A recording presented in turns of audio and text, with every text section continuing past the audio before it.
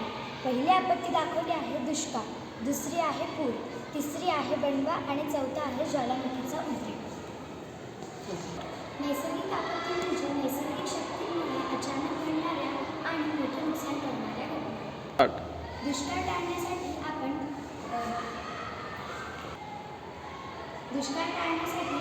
Rain water harvesting करू शकतो, पाण्याचा काटकसरीने वापर करू शकतो, शेतीत ड्रीप सिंचन आणि स्प्रिंकलर वापरू शकतो.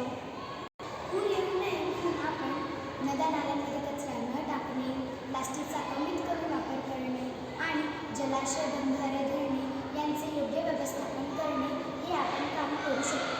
बनवा टाळण्यासाठी वन विभागाने दिलेले सर्व सूचना व इशारे पाळणे गरजेचे आहे.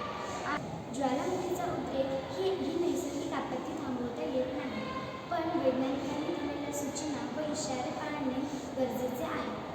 या सर्व नैसर्गिक आपत्तींमुळे होणाऱ्या समस्या व त्यांवर